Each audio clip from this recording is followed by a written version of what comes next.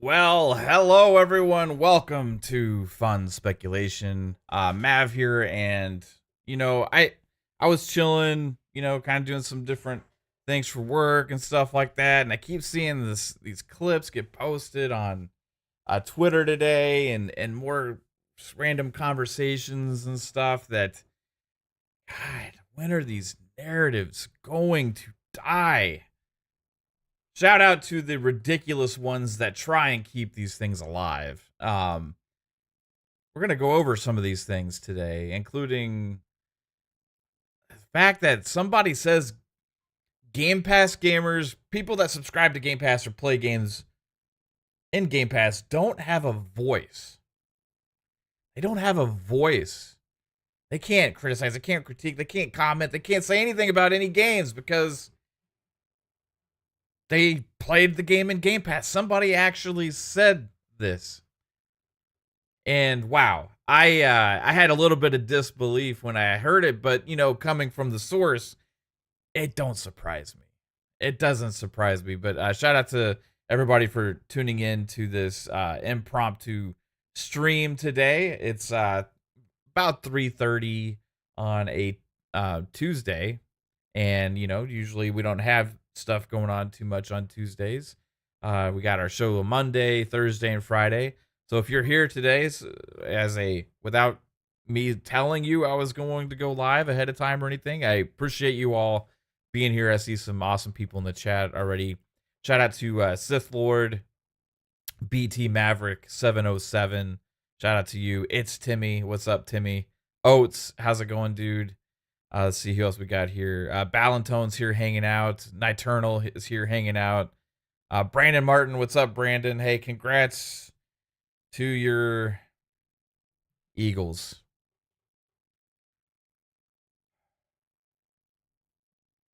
Congrats, I guess. Well, we'll see what happens in the Super Bowl. Sith Lord says people complain about Game Pass, better not have Netflix. Well, you're not allowed to compare it to that either. Apparently, you're not allowed to compare subscription services for gaming to subscription services and any other entertainment media, because games are different, right? In some ways, yeah, they are for sure. One of the main ways being that people still buy a lot of games, right? Whereas TV shows and movies aren't as purchased as frequently as much as they used to be, as much as they're heavily utilized on streaming services, especially music, right? But the industries have changed. Guess what also is changing? Gaming. Oh, and these people that still want to shit all over subscription services and gaming and all of that kind of stuff, man. It's absolutely ridiculous to see these things still exist, and it's 2025. And to instead of talking about what's happening with the brand that you prefer to play on and the games that you have to look forward to and the games you're looking forward to buying and the games that you say you love so much, well, maybe the fact is you can't talk about them because they've all been canceled. They've all been fucking canceled. So maybe that's why you decide instead to pick on Game Pass. I don't get it, but we're gonna get into that. Also, more narratives died today regarding the Series S. Rest in peace to narratives saying things were impossible. Apparently, things are possible. We'll get into that as well. And also, more people keep talking about Xbox hardware and how they're getting out of the hardware space and everything. Man, at some point, you would think people out there would actually start to pay attention to actually what is happening in the industry and everything and what's actually going on. But instead, people prefer to just console war and focus on how to grow their content instead of actually speaking truthful information about things. And it's getting absolutely ridiculous out there. Shout out to Adidas 20 who just hit us with a very generous $5 super chat. Says, some people that say Game Pass sucks openly said they will wait a year to buy PS5 games for the price to drop. Talk about a hypocrite. Yeah, talk about it. Let's talk about. Oh, also, I was gonna try. Oh shoot, I didn't activate it, but fuck, I'll activate it just in case for the future. I think I have a voice to speech thing going on for them now, but I forgot to turn it on. Apologize, Adidas20. Uh, if somebody else ends up doing one later on, maybe it'll work because I just turned that shit on. But I appreciate you for the super chat. Shun Johnson says, "What's up, Mav? Did I lose some weight?" I think it's the camouflage, bro. I think it's the camo. I think it's the camo doing its work. I don't know. Maybe I don't really weigh myself, but hey, I'll take that as a compliment. Appreciate it very much. And let's see. Yeah, that did hurt to say, Oats. I see you, Oats, saying that hurt to say. Oh, very much so. Valentin says, did they know that Game Pass subscribers also buy games? Apparently not. Apparently this is something that happens that even though there's multiple subscription services and gaming from all major platform holders, from everybody, like Google has them, Amazon, Apple, PlayStation, Nintendo, Microsoft, EA, Ubisoft. Even some companies have subscription services for specific games. And subscription service has been a gaming for a long time, even for specific MMOs and all that other kind of stuff. But besides that, we're talking about game offering platform subscriptions. It's a thing that all of them offer. Yet, Game Pass is the one that is focused and gets picked on relentlessly. And you know the reason why? Because it's good. Because it's good enough to get a lot of subscribers that prefer to actually use it for the service that they are offering. Which is mind-blowing. You think they put a subscription service out there and they might actually want people to use it and subscribe to it? Wow. Oh, but it's an option and you can still buy games if you want to? Oh, shocking. It's a surprise. I guess that's strange to some, but I don't know. It just seems like the way it's always been with these services since they were introduced. But I want to get into a little bit of this. Shout out to Snooky Jackson. Shout out to Keezy. What's going on? Sergeant Sentinel Gaming. How's it going? Spider-Man 356. How's it going? Mongoose Mall. How's it going? Appreciate you being here. Oh, jeez. Shun Johnson says Sony gamers are just jealous, dude. That's it. Well, I mean, they got to figure out something to talk about right now. You know, I mean, what are they going to go and shit on them for canceling their games and having a lineup of games that is very non-existent for first party? Instead, you would rather shit on Xbox's Game Pass service for actually having a lot of games that are offering them to their players day and date. Since when did people care more about the success of the company than their own access to games and their own purchases and their own the way they access them and how you appreciate the games and play them? Since when do people say that, hey, this is killing the industry because this is too good comparatively to the other streaming services and subscription services that are shit? One is bad because it's good and one is good because it's bad? Make that make sense. Make it make sense. It doesn't make any sense. It doesn't make any damn sense. Lee says, my problem is fanboys shitting on people for buying games. I haven't heard about anybody ever shitting on anybody for buying games. You want to buy games? Buy games. Who shits on people for buying games? Nobody here has ever shat on anybody for buying games. You know why? Because we all fucking buy games. Everybody in this chat has bought a game. I guarantee you everybody in this chat has bought a game this generation, and everybody in this chat will continue to buy games. Ain't nobody out here shitting on people for buying games. I just see weird-ass people criticizing people for subscribing to subscription services and choosing that as the way to play. Make it make sense. You might see some console war BS out there being like, oh, you have to pay more because you left Xbox, right? Well, hey, you go out there and you pay more because you left Xbox. That was a decision that you made, right? That was a decision you made. You had voted with your wallet. You would rather play on a different platform and buy your games there. Cool. They're getting your money either way. I don't care where you play. I don't care how you play. but some out there seem to care how people access their games. It's so strange. I don't remember being outside of a Blockbuster as a kid or what rental service and having people with picket signs saying, "You're hurting the fucking industry." So strange.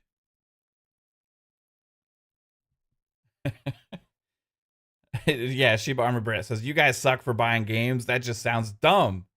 Yeah, I've never heard anybody say that before, right? I can hear like, okay, you made the decision to unsubscribe to Game Pass, which was a service that you applauded and lauded for years, saying how amazing it is, and then you get mad because Xbox puts games on PlayStation, so you say you're leaving the platform. Then you go play on PlayStation to buy the same games you were getting for a better value on a service you praised, but now you're paying more money somewhere else to experience the games and also potentially usually on a later date for more money.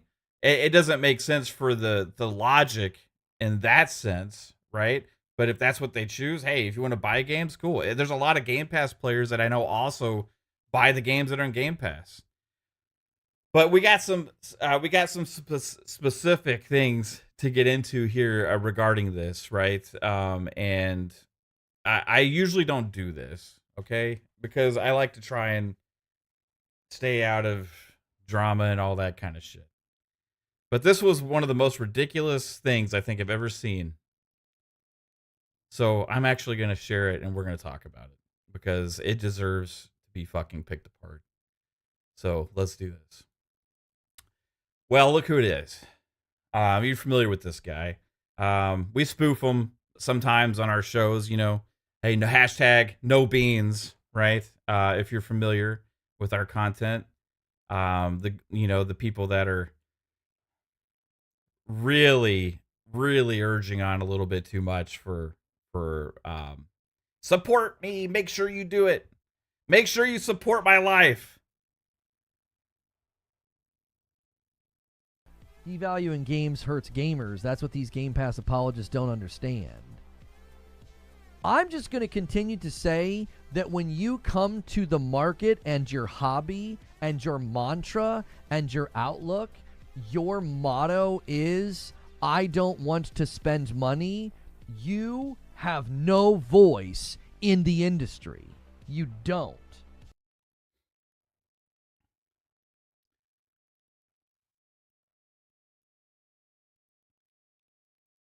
You like better value as a consumer.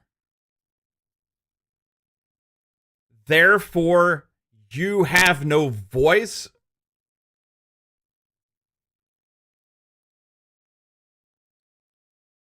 You like to ask more from companies to give you better value as a customer.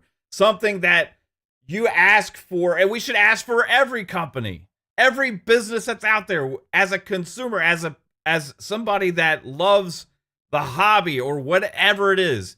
You say you don't have a voice because you are getting a better deal because you choose to partake in a subscription service that you are paying for. You are paying for this. It is one means of access. It is a subscription service that all platform holders offer. It's just better on Xbox, but because Xbox subscribers subscribe to Game Pass and a lot of them play the games in the service that they are paying for, they don't have a voice. They have zero voice.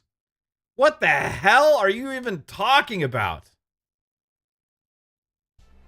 We always talk about speak with your wallet, right? Well, you're not saying much when you're basically saying that you don't want to spend money.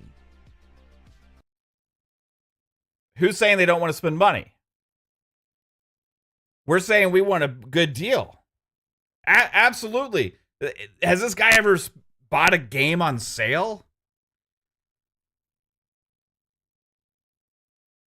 Like, I don't understand. Like, does he buy every single game that he plays, day and date, full price, all the time, never partakes in any subscription service or anything. Is he not see the contradiction in anything here, that as a consumer, you're just choosing a means of access to a product that you are paying for in one way or another?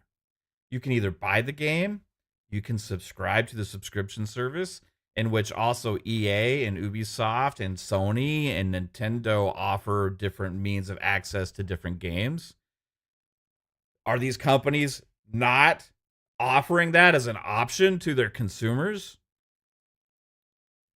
So if I listen to a song on Spotify, am I not allowed to say if I like it or don't? If I watch a show on Netflix, am I allowed to say it sucks or doesn't suck? Get real, bro. No voice? Rock says he played Indiana Jones on Game Pass, so he's not allowed to speak on it then. He can't talk, he's not allowed to talk about Indiana Jones at all, according to his own logic. What kind of purchasing power, what voice do you have? There's a famous... The same as anybody else. The same as anybody else. You can criticize anything that you don't like in a service. And if you don't like the content in the service, you can vote with your wallet and unsubscribe to the service. Just like any service. Just like anything. That's the power of the consumer. And it always has been. How is it any different with how you're accessing your game? To shame people and say they don't have a voice because they are taking part in a subscription service for access to the game just completely ignores what it is to actually be a human being and ask for more for their companies. Wow, he's probably an advocate for GTA 6 being $100. Famous moment on a podcast on this channel where Doc Dark is talking about Starfield, and if it's a 30 FPS, he's going to be really unhappy. And 30 and Still Gaming gets him real good. He's like, well, what are you going to do? It's on Game Pass. You're not buying the game anyway. You're going to play it on Game Pass. So how in the world do you speak with your wallet if you're committed to not buying the games anyway? That's a completely different issue. We criticize Starfield for not having 30 frames at launch as a Game Pass subscriber. Guess what I ended up doing? I ended up actually getting a PC so that way I never have to face that problem again with any games. It's not just games that launch on Xbox. That's a whole different issue with games launching with 30 frames and 60 frames modes, which on this channel we've always been a proponent for, giving us the options for the best quality possible. And as a Game Pass subscriber, I'm going to continue to ask for that. Yes, if 30 frames was fine on Starfield, if you wanted to play it that way, cool. We advocated for 60. They ended up giving us 60 later. This has nothing to do with Game Pass. If it was not in Game Pass, the game still would have launched at 30 frames per second. The whole conversation about that is irrelevant. You can still have a voice and criticize something and ask for better and call BS on stuff, even if you subscribe to Game Pass. Does it mean you're not going to play the game? Hell, if it wasn't in Game Pass, I still would have bought in Starfield day and date at 30 frames just because I was excited for Starfield. It has nothing to do with Game Pass. Trying to equate the fact that a game launches at 30 frames versus 60 frames as having something to do with not being able to vote with your wallet because of Game Pass is just ignorance in its purest form. So think about that. How do you speak with your wallet if you're like... Yeah, and it's also 60 frames now, and also it actually has, I think it even has 120 frames mode, if I'm not mistaken. But yeah. Now, the other thing is, guess what? Dude, if you have Game Pass Ultimate, which comes with the day-and-date games, you also get it on PC with dual entitlement. So if you want to play that way, that's an option for consumers that adds additional value to the purchase. Just saying. PlayStation don't offer that. Like, our contribution to the gaming culture, community, and conversation is we're going to laugh at people who buy games and basically say, we don't buy games. Like, That's your contribution?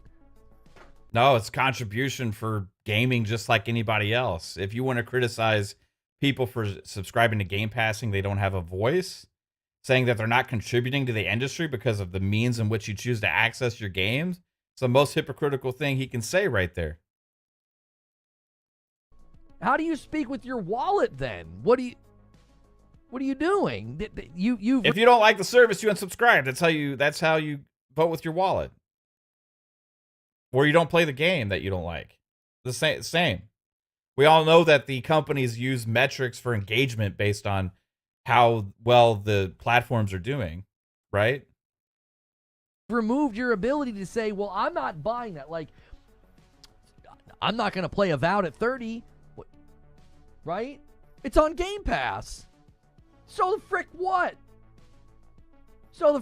I don't hit a daily active user report or a weekly active. Again, equating to Game Pass with games launching at 30 has nothing to do with anything. Like I can be critical and actually say, hey, I want Avowed to launch at 60 or have a 60 frames mode. We've done that here on this channel. And I'm a Game Pass subscriber. Guess what? I'm voicing my opinion. If it launched, I would still buy the game even if it wasn't in Game Pass because it's a game I'm excited for. I can still criticize 30 versus 60 either way, whether it's in Game Pass or it's purchasable. It doesn't take the voice away from the gamer. Again, it's ignorance. Active user report when the game comes out. Were PlayStation gamers complaining about Black Myth Wukong having shitty performance at launch on a PlayStation? I mean, I would hope so, right? If you're arguing about performance on games and purchasing games, you would think it wouldn't matter how you access it. You still would voice your opinion on the performance and optimization of games at launch.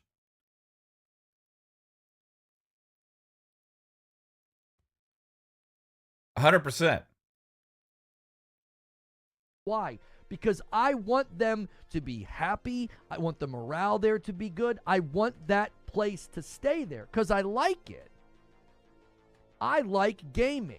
And I know I doubt, that I don't me know. buying a game and a game making tons of money has a direct correlation to me getting more games from that studio. Now, if I went to that place, are the publishers and stuff, are they not paid? I forget how it works. I assume that they get money for being in the service. Again, completely it's ridiculous. All right, this one I wanted to listen to because this shows how ill-informed. Game Pass is optional. The difference is, though, Doc, EA does do that. EA lets you play their biggest titles day and date. What's their subscription cost to do that? What is it? And do they promote that as much as they promote their pre-order? Here he's having to ask the chat about other subscription services because it's like he didn't even know they existed. That other publishers offer day and date gaming subscription services. I know it's new to you because PS Plus doesn't offer this for you, right? I know that it just seems completely unreasonable and illogical for a gaming publisher to be able to offer their games into a subscription service day and date because PlayStation doesn't put their games in there. I understand that it's brand new to you, but to actually be attacking subscription services so much, especially Game Pass, to not even know that EA Play Plus and Ubisoft Plus or EA Play Pro and Ubisoft Plus are a thing that offer subscriptions gaming day and date. Bonuses and their spiffs and their digital editions.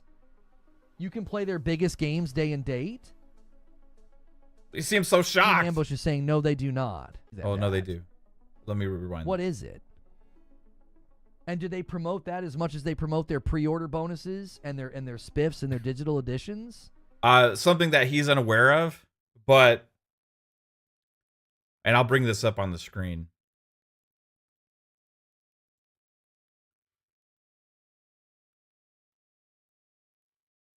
Premium editions and DLC content. Early access. This is Ubisoft. This is Ubisoft Premium. What do you mean? Do they push it as much as their early access and their DLCs and all this other kind of stuff? They give it to you in the fucking subscription service. They're actually giving you more than Xbox does. For their first party. They're actually giving you more for the first party games than Xbox does, but he's still choosing to just shit on Xbox, ignoring Ubisoft Plus Premium and EA Play that actually offer more as far as their first party games. On Xbox, you still have to pay for that shit separately. And he's still saying, because his argument basically, the better it is, the more it's bad. He's still saying, well, just listen. You can play their biggest games day and date? Look shocked? What? Team Ambush is saying, no, they do not. They do. EA Play, Ubisoft 2. EA Play and Ubisoft lets you do it. Ubisoft lets you do it. The difference with Ubisoft is they're letting you play a game. It's like $20 or something, isn't it? I don't know what the price is. I'm not up on all the subscriptions. Ubisoft Plus is $17.99 a month. EA has a subscription service where you can get Madden Football Club. Yes. I think the difference is So there. surprised. It's their own service that is there as an option, and then they're also selling pre-order bonuses. They're selling early access. They're selling microtransactions. Okay, so all right, let me stop here. So that's the difference that he just said, right? He said that he thinks that's the difference. EA Play Pro. Play premium editions of select new release games days before they launch. Unlimited access to library of premium edition EA games. Premium editions. Ubisoft Plus. Premium editions and DLC content are included in the service. Also with Ubisoft Plus, you also get cloud play, and you also can play on Xbox. Can't do it on PlayStation. So I understand why he's not familiar with this stuff, because he's so one-minded that he can't find that he can't see what's right in front of him, because knows nothing about any of this stuff. So that's a completely different economic reality. No, it's Every not. They're game giving you actually those things in the fucking service. Fit into that funnel or that business strategy. EA and Ubisoft stock are crashing. What a coincidence. Lone Wolf says it's not day and date for EA. Ubisoft Plus is like $18 a month. EA. Right, they're always raising their prices. And again, a lot of what they're doing with like those EA games and stuff, they're going to get you to either buy it for early access. They've got all those microtransactions why doesn't he after the fact. Have these shows about PS Plus? Just curious. That's not the same as like every game doesn't fit into that funnel. You don't get the current year sports titles on the EA subservice, says MGene. EA's day and date on PC. It's called Play Pro. It's probably not very cheap. It ain't $10 a month, I'll tell you that. Yeah. They're all like $17.99, $16.99, $20 for a good subscription service, including PlayStation's $17.99 a month for their premium as well. For the highest tier, you're paying more money because you get the best value for the service. Again, a way a consumer votes with their wallet, they choose which method they want. Whether it's PS Plus, whether it's Game Pass Ultimate, $19.99 a month, because it actually has all the new games day and date, plus a lot of third parties as well. EA Play is included as well in the Game Pass Ultimate. Plus you also have the cloud benefits of PC playing on PC, playing on the cloud, playing on Xbox. EA Play Pro, again, we went into it here, everything that they're offering. Ubisoft for $16.99 a month, Ubisoft Plus $17.99 a month. They're both offering premium editions of their games and their services. But let's just pick on Game Pass. Let's just pick on Game Pass subscribers. That much. I've used it many times. What's it cost? So you can sign up for Play Pro and you can get games day and date. You can get them as soon as they come out. Yes. Ubisoft Plus is also day and date. So shocked. Yeah, Ubisoft's doing great. That's clearly worked well for them. They're probably not even getting high adoption rates anyway, because they're usually promoting their pre-order bonuses for early access. As Xbox does. Like Xbox is promoting early access and DLC, monetization, all these other kind of things, but he continues to try and make this point, which he completely ignores the fact that Xbox has these other options that are also being pushed. Avowed has early access, like all these games that they launch have an early access option. Here's the difference, though. Here's the difference. Okay. Well, watch as he's trying to come up with something right here. He's trying to think, you know. All right, what bullshit can I come up with here to move this needle? All right, let me think here a second. Okay. Here's the difference. Here's the difference.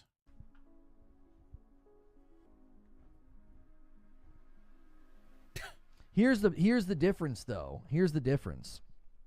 And this is why this is such a false equivalency. This is such an egregious comparison, okay? I just pulled this out of my ass. Let's run with it. Xbox made Game Pass central to their identity and basically said, all of our major games you don't have to pay for. And they fostered an entire culture, an entire brand, an entire identity of people who are like, yeah, I don't pay for games, okay? So EA doesn't market EA Play. Ubisoft doesn't market Ubisoft Plus. They don't promote the fact that you can play their games day and date on their services. Somehow they don't have anything marketing telling people that, hey, you can play the games. You don't think they want people to subscribe to their services? You don't think they want that? So they ignore it and act like it doesn't exist, so that way they can just sell more games. Like, if they have it as an option, clearly they're willing for people to be able to subscribe to the service. Otherwise, guess what? It wouldn't fucking exist. EA and Ubisoft are not doing that. They're not making those subscription services central to their identity. They're still publishing the games and selling copies on all the platforms. You go to PlayStation, you see, oh, there's the latest game from Ubi, like AC Shadows. You go to Xbox, there it is. They're not centering their identity around it. They're not fostering a culture of people that are like, yeah, I don't buy EA or Ubi games anymore. Literally he had people in his chat just saying that they use EA Play Pro and Ubisoft Plus Premium. Do they not exist? Does Xbox market games that are coming to Game Pass? Yes, but they also market the fact that they're available for purchase. Just like these other companies do. He just bought fucking games that are in Game Pass on PlayStation. I think Ninja Gaiden Black 2 or Ninja Gaiden 2 Black, he had said he was buying because it has PS5 Pro enhancements or something like that. So you're talking about games being offered in other places by different companies that are in Game Pass. Are you saying people are going to buy them or not going to buy them because you're buying them where there are other places? That's because it's an option. It's always been an option. You can still buy games. There's a lot of people on Xbox that buy games. And if you save money using Game Pass, guess what? That money a lot of times goes to buying more games. It's not the same at all. Game Pass became central to the Xbox brand and identity. Yeah, because I'm saying it's other companies very are doing good it. service. Right, but It you're would be not nice if seeing other the companies trend actually of offered that option more to their consumers and offered better value for the subscription services. I'm talking about platforms though. Steam isn't doing it, PlayStation's not doing it, and Nintendo's not doing it. No, Nintendo does have an online subscription service that they're offering a back catalog of games in. They're not doing day and date like PlayStation, but should we ask for better for different companies, or should we just accept that they're not going to be as good? Also, Nintendo subscription services is ridiculously cheap compared to everything else out there. Yes, I'm arguing with the video music. Yeah, I'm tearing apart these narratives. Exactly what I'm doing. I'm talking about platforms. Caleb with the 10 bomb gets us really close to the next milestone, 173. Oh God! All right. Anyway, so,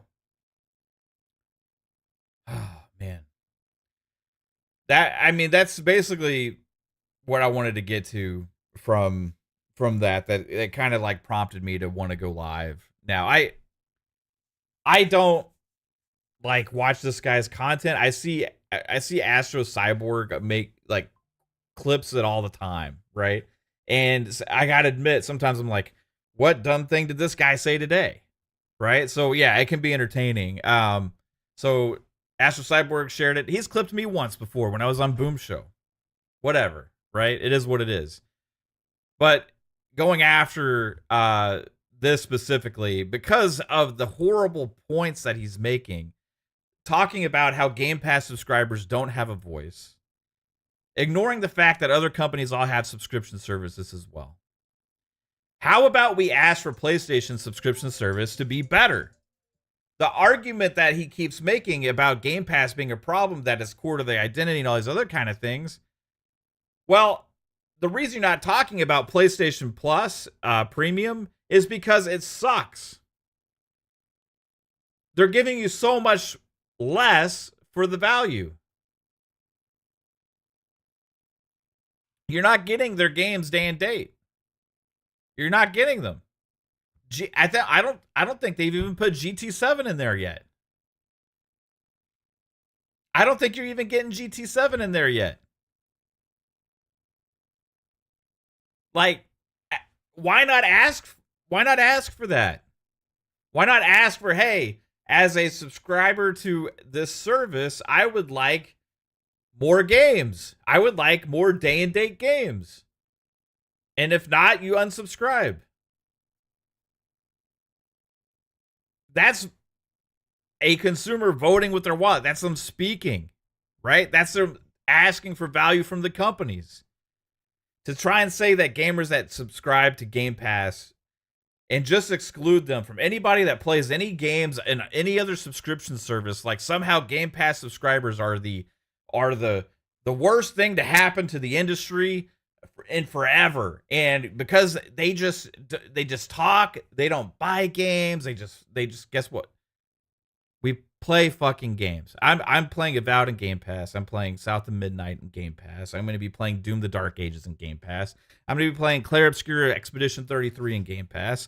I've been playing Ninja Gaiden 2 Black in Game Pass. Later this year, I'll be playing Outer Worlds 2 in Game Pass. I'll be playing Fable in Game Pass. I'll be playing Call of Duty in Game Pass like I already have been. I'll keep playing the games that keep getting updates continuously in the service that already exists, that I already have in Game Pass, that continuously actually get updated with new content and features. Yeah, I'll be keep playing those in Game Pass as well. When Oblivion Remake comes out, I'll be playing that in Game Pass. I'll be playing Wu Chang Fallen Feathers in Game Pass. I'll be playing Sniper Elite in Game Pass. I'll play Eternal Strands in Game Pass. See that? Why it's so serious? 100%. I think we got 4 games day and date in the Game Pass this week. Sniper Elite, Sniper. You have, Orcs. Orcs Must Die. Death Trap is in Game Pass this week. Oh fuck, we just did tidbits on Monday. Eternal Strands, and there's one more. My mind's flaking out. I can't remember. But like, if you want to buy those games, cool, right? If you want to subscribe to them in Game Pass, cool. If you want to say you don't like a game because whether it's in Game Pass or not, cool. Like, doesn't matter. However you prefer, it doesn't take away your voice. You are not less of a gamer because you decide to play a game in a subscription service. The publishers and developers that are being included into Game Pass are getting money to be in the service. There is a exchange, there's an agreement, there's like a contract. Money is exchanged. We as gamers should ask for more of the service so that way we get better value for what we're paying for. And there's no better value in gaming, bar none, than Game Pass. So why criticize the service that people are using the most because it's better than the rest? Because your service doesn't offer it. So the gamers that use the better service are less than your shit service because it's like roughly the same price but offers way less? Make it make sense. Be logical. Use reason. Bonds Gaming says, if companies continue to make money on subservices, they will continue to offer them. They start to lose money, they will simply stop. It's that simple, really. Yes, 100%, right? Like, and if companies that are putting their games in subservices didn't like it, they wouldn't continue to do it. Yet, here we are. More and more games keep coming to the services. Xbox is acquiring more content for those services and also to sell more games. Yes, they're offering them in more places than ever before, which in his argument was a bonus for Ubisoft and EA, but it's not for Xbox. Again, make that make sense. But let me explain the difference here. I just don't get the hate that people continue to have for a subscription service, right? For gaming as an option for consumers to partake in. Let's look at the value that you get in each of the services real quick, and we'll just weigh them. All right, we'll weigh them as a value to you as a customer. Let's weigh these things. All right, so let's start with Ubisoft Plus. All right, you get their games, new releases, day one, early access when available. There's 100 plus games. Premium editions are included and DLC content, right? You get a 20% discount on games and DLCs. You also get 10% off virtual currencies. So that means, hey, if you decide that you want to buy a game, which you still can, you get a discount. Also like Game Pass. Monthly game rewards. You can also play on the cloud with Luna, and you can play on Xbox. I will also give credit to Ubisoft here because they have cross save. So if you subscribe to Ubisoft Plus Premium, you can play on Xbox, you can play on PC. Your save will go wherever, and it's an awesome service. So $17.99 a month for that. Again, day one premium edition games. All right, let's look at EA Play. $16.99 a month, or pay annually, say 41%. All of them have like a offer to purchase annually, except for Xbox. So I'd like them to add that back. Play premium editions of select new release games days before they launch. Again, offering early access, premium edition versions of games, right? Unlimited access to a library of premium edition electronic arts games and fan favorite series. Now, where EA Play is lacking is in the other additional options that you get, but that's why it's maybe like $1 cheaper. I don't think they have a cloud situation going on, except for the EA Play games, which are also, and we'll get into this in a minute, included in Game Pass. All right, PlayStation Plus. What do you get here? All right, you get, for a premium tier, you get the Classics catalog, game trials, and cloud streaming. You get a game catalog.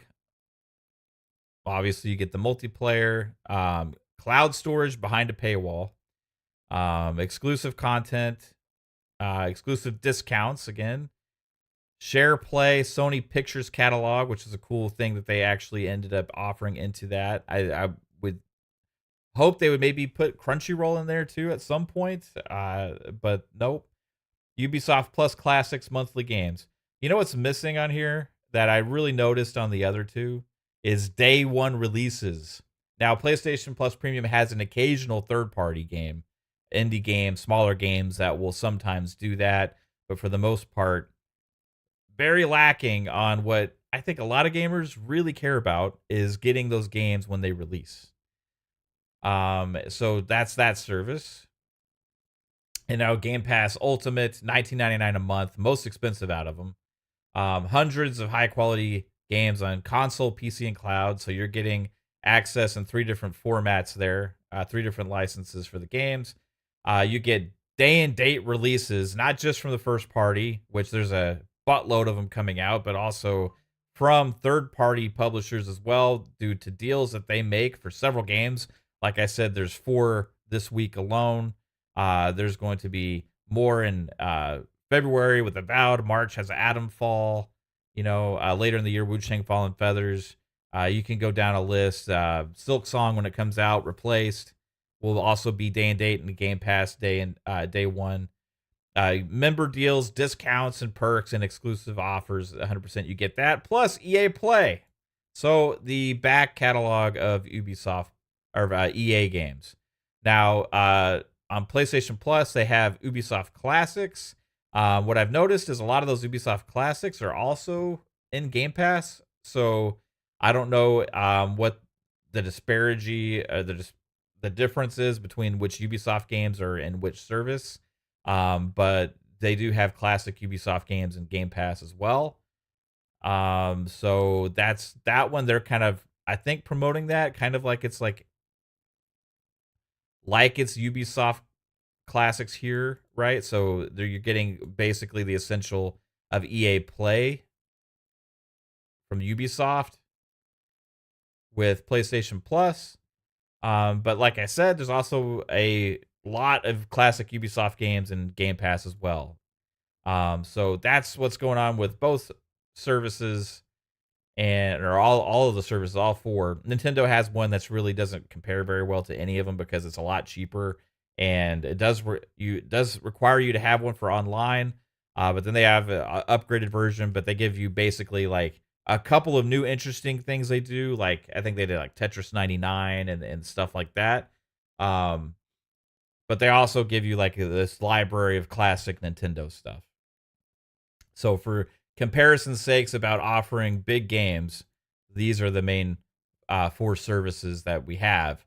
Now, you could also, if you want to go into like GeForce Now, which is a cloud streaming service, that doesn't offer games via subscription service. It offers you access to stream the games you own. That's an option too, which is for the top tier. I think it's around $20 a month as well for that.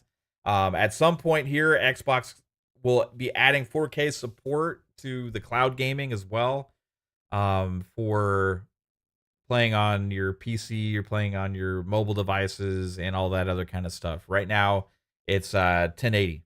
So hoping they upgrade that. So yeah, Ultimate has some work to do still for that. I would want more access with 4K support on things like that. But ultimately, as far as value, what you're getting and what I think most gamers would subscribe to a service for like this is to have games to look forward to play. It's like having like a movie service that only has old content, right? Like I want stuff when it drops. So if for some reason Game Pass gets picked on because of this, because it's giving us more value. And apparently, according to some, we're not allowed to speak on gaming or have any critique on games or say anything about anything because of Game Pass, which is complete and utter bullshit to me.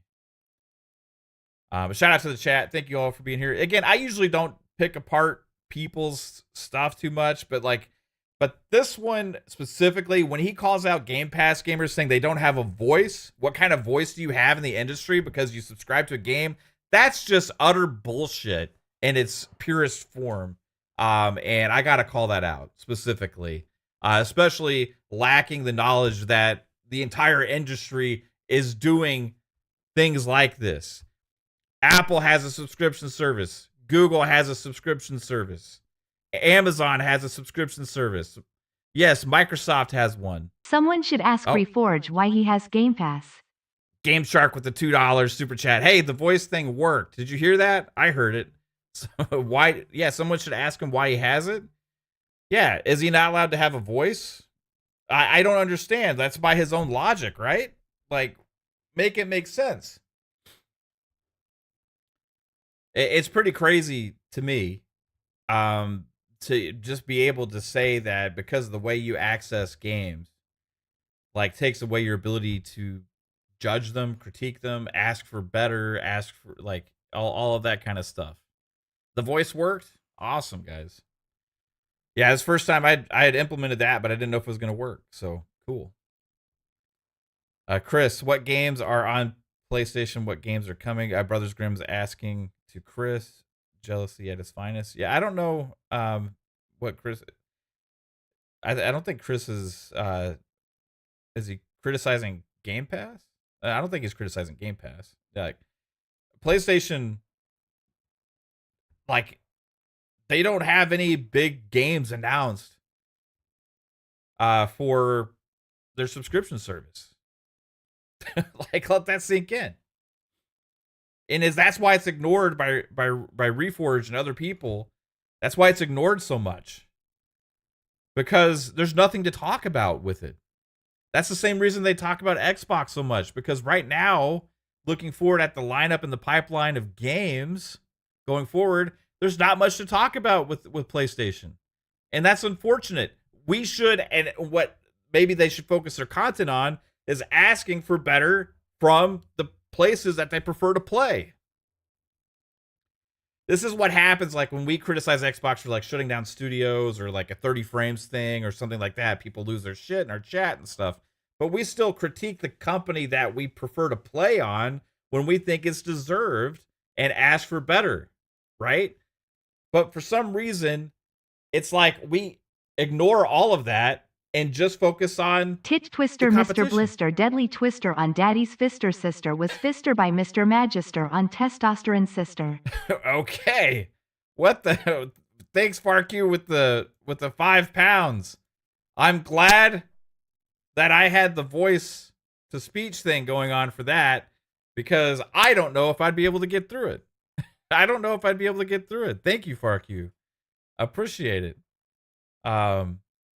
I kind of want to say that one just because it looks fun. So I'm going to attempt it. Tit Twister Mr. Blister Deadly Twister on Daddy's Fister Sister was Fister by Mr. Magister on Testosterone Sister. I almost got it perfect. Yeah, no, Chris, I was no, Brothers Grimm, I think you're misinterpreting what Chris was saying, bro. Like, go back and read his comments. Like, I think maybe you're misinterpreted what he was getting at, bro. Say it. I almost had it. I want to try again. Oh, jeez. Listen to my hot voice. Oh yeah, baby. That's Game Shark. Is that your voice? All right, I gotta appreciate the $2, Game Shark. You rock, man. I'm gonna attempt this again. Tit Twister Mr. Blister Deadly Twister on Daddy's Fister Sister was Fister by Mr. Magister and Testosterone Sister. Fucking nailed it. I'm just as good as the voice to speech. 100%.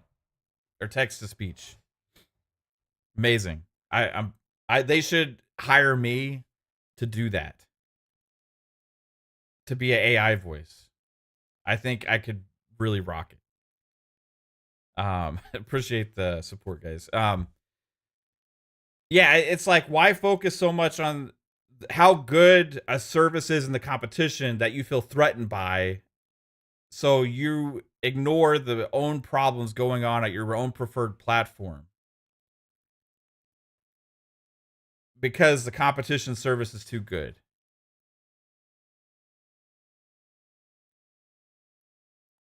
Lydian Master says Caitlin talking smack because she didn't like Taco Bell's chicken nuggets. I gotta say, hey, those chicken nuggets were pretty good, man. I was surprised. I didn't expect much. Now she didn't like them. Maybe I'm not the harshest critic in the world, right? But I loved them.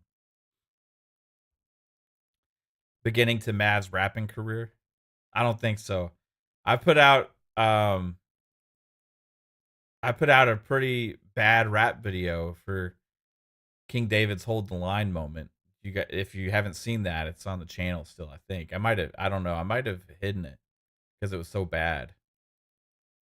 It's called Hold the Line. It was for King David and his Hold the Line moment. Yeah. Featured Satya Nadella as well. He had a part in it.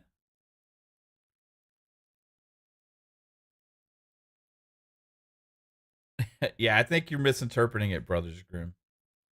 Uh, he was talking about them being jealous of Xbox. But anyway, no harm, no foul. PS give less but more popular by a long shot man shrugging medium dark skin tone. PS give less, but more popular by a long shot. Hey, that's the world we live in, man. That's the world we live in. I mean, Xbox has been giving more value to consumers as far as their services for a while now. PlayStation is a more popular brand. No arguing that. So maybe that's why they feel like they don't have to offer those things in their service. Right? Maybe Xbox is being more competitive for that reason. But again, isn't that how we win as customers with the competition like that? And there can be competition between subscription services as well.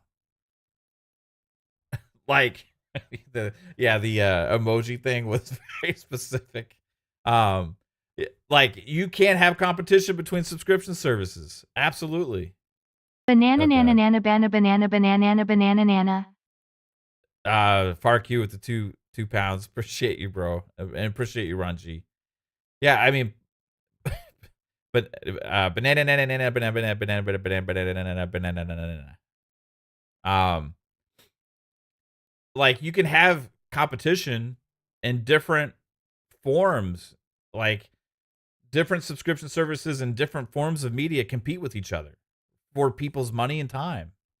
The same thing with all business are all competing for people's money and time, right? Engagement, uh, value adds to that, right? It was one of the reasons Xbox is putting their games in other places because they want to make more money off of more customers, right? That when people are saying like, "Oh yeah, I'm just gonna buy the game on PlayStation or I'm just gonna play it on PC or whatever," it's like you're not hurting Xbox by doing that. They want you to buy the game, otherwise they wouldn't have offered it to you.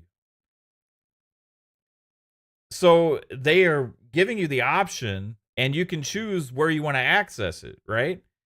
The key for them will be on what value proposition they have on hardware in the future will depend on how well the hardware sells. Do we expect Xbox consoles in the future to like sell more than the last generations? Probably not, but Xbox isn't expecting that anymore either. So when they're having hardware come out, they're just going to make hardware for the people that want to buy them. And you're going to have this ecosystem that translates between PC, cloud, and console. And you can choose where you want to play. For me, I'll still own Xbox consoles because that's what I prefer. I like the UI, I like the controller, I like the value proposition of Game Pass and Game Pass Ultimate. I like the fact that I get my games in all the places I want to play. And I like the fact that they have a shit ton of first party games coming out that are going to be in the services day and date. Like tons of them are going to be dropping day and date into the services that the competition doesn't have an answer for. So as a consumer, I'm looking for my own best interest and where I choose to play. And that's why I prefer Xbox. And that's why I'm going to keep playing on Xbox and on PC and in the cloud, because that's what I like now. And it's pretty awesome. I got to say, to be able to have a pipeline of games that I just kind of ran through earlier, to say all these games are coming, bing, bang, boom, like throughout the year. And guess what? People think, oh, it's just 2025. That shit's happening again in 2026. That shit's happening again in 2026. King David's amazing, bro. I don't know, like, what you got to get King David, but he's legit an awesome person too. So, really cool guy. When you talk to him, even behind the scenes, like outside of a podcast, and you just kind of shoot the shit with him, like before a show or after a show, he's just a great person. So, hey, you can have your own opinion on people, whatever, but I'll go to bat for that guy any day of the week.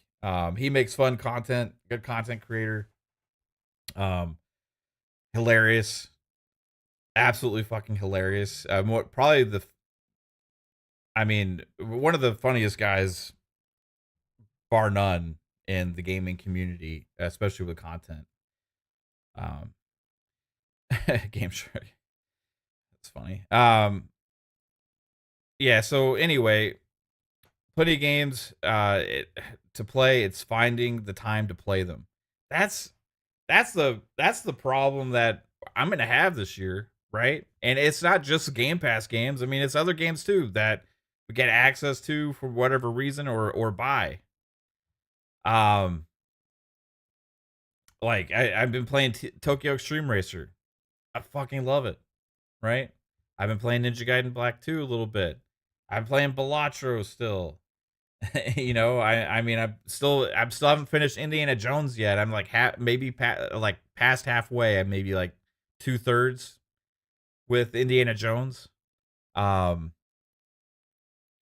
still haven't finished Stalker 2. I'm like maybe halfway through Stalker 2. Like, there's just so many games that I keep hopping around between and loving. And there's going to be so many coming out. I'm excited for Assassin's Creed Shadows, but I don't know if I'll have the time to get that right away, because I'll be playing Avowed, right? Atomfall also launches in March. You also have Kingdom Come Deliverance 2 in February. It's like, looks amazing. There's so much coming. And these people just want to rail on Game Pass because they're giving people options to play games. It's like, get with the fucking program. It's an option. If you like it, subscribe to it. If you don't. But don't judge people for doing it. It's like, I'm not going to judge you for buying your games. It's cool. If you want to do it, do it. I don't care. I buy games too. Everybody here buys games. But if you criticize people for subscribing to games and you think it's such a horrible thing for the industry, you better go after PlayStation. You better go after Xbox. You better go after Nintendo. You better go after Ubisoft. You better go after EA. You better go after Apple. And you better go after Google. Because all these places have subscription services for gaming. You better keep it 100 across the board and say that it's just the worst thing and ridiculous and that nobody should ever be able to play a game that way. Instead, you choose to focus on the one that actually gives you the most value. You choose to focus on the best. And I wonder why that is. Right?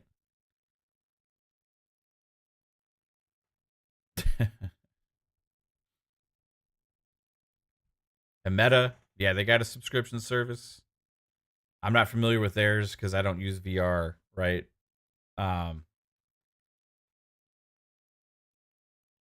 Let's see. Rod Demende Bantu 804 says Xbox is just going to flood their partner stores with Xbox Game Studios develop games. That's how their customers become Xbox customers. Got to keep them occupied. Yeah, there's something to that. You can look at it like a Trojan horse effect, right? I think over time, like, they just care about selling the games, and then if people want to use Game Pass, people use Game Pass, and I think they're Xbox, after they've acquired so much and have become such a massive entity, are just looking at trying to get the most amount of people to play their games as possible. So they're still going to push Game Pass as an option, They're going to push the cloud stuff. They're going to push the PC stuff, and they're going to sell their games in other places that they haven't before, like Nintendo and like PlayStation, to get even more customers. Now, what happens is what you end up seeing, like it's already happens, is every week on the Circana reports, um, PlayStation has 3 or 4 Microsoft owned properties, IPs in their like most played games list. But that could continue to go up and increase, right? So this whole hatred for Xbox and all this other kind of stuff could kind of just disappear as more people just get excited for their games. And a weird twist over a longer period of time, I think you could see kind of this more neutral stance where, well, we're actually like their games, so I'm done shitting on them. And then maybe because you're actually acknowledge the fact that they have good games, you start paying attention to where you get the best value for them. Maybe that's a way they could do it. But who's winning? If you have more console sales or you have more people playing your games. Anybody can make that argument any day of the week, right? Um Apparently to many it's still just the console sale metric that counts.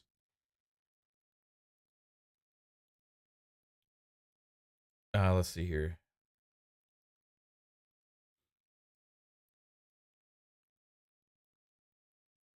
I am surprised Sony fans aren't talking about the God of War new game leak and it's an ancient Egypt theme.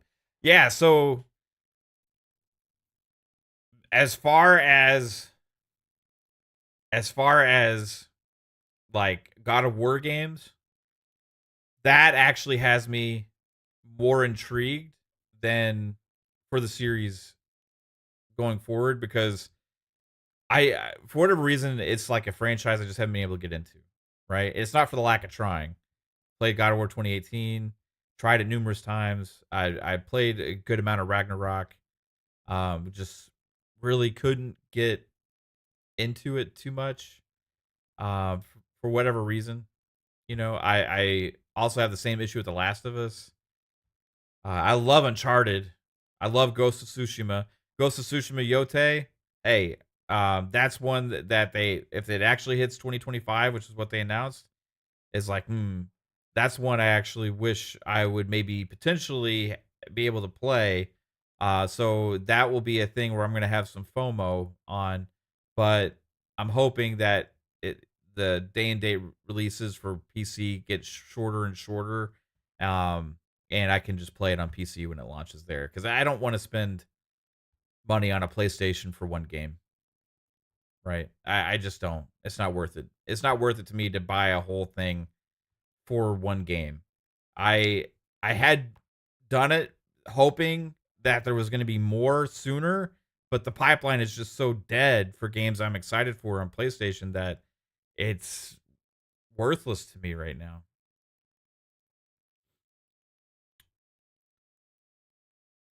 Yeah, some people just don't have or even use common sense. Yeah, 100%. How's it going, Mac? How are you doing, bro?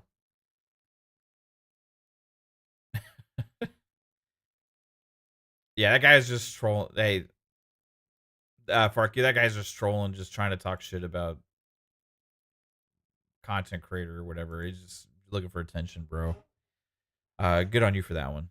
Um, Talking about other creators instead of just talking about fucking the conversation that we've been having and focus on the one creator I actually brought up, which was Reforged and his ridiculous statements that he made earlier that I was picking apart.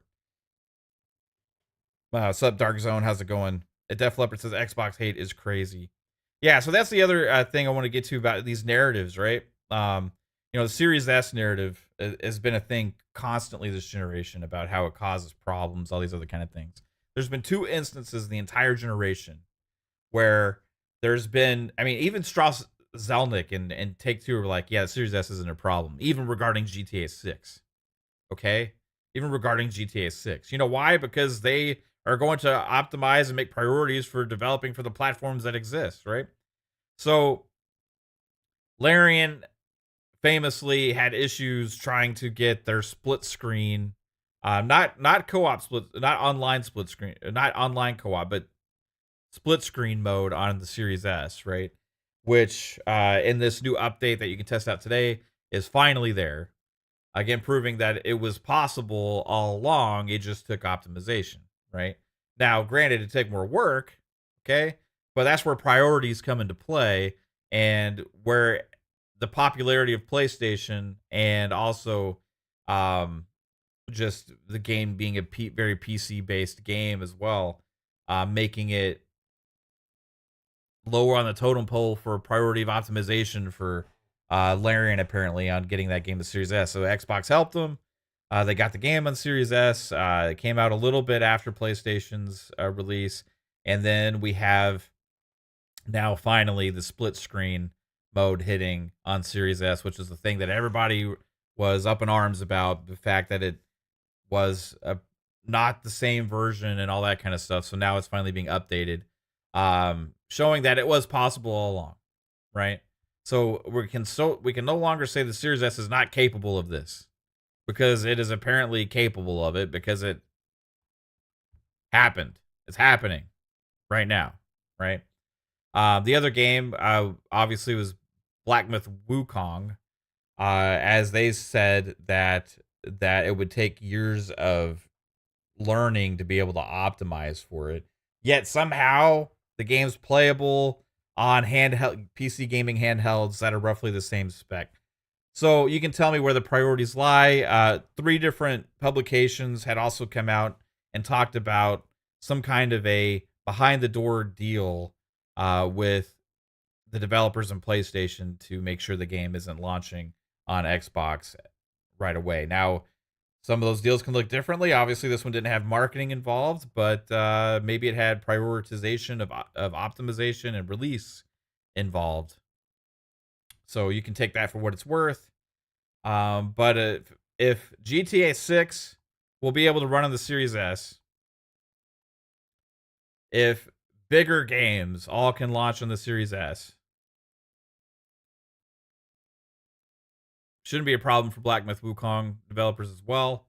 So I will just call that for what it is and let us all figure that out, right? Now, what turns out to be potentially actually an advantage for Xbox, because the Series S is closer in spec to a lot of these other handheld devices and PC handhelds. Well, guess what? That makes it easier for a lot of these games to be ported to those devices that are on Xbox. Interesting how that works, right? Which is a thing that Phil Spencer talked about in the interview with Dustin Legary. So, in a weird twist, the Series S might have actually been a good decision when it comes to access to our games and multiple form factors in the future.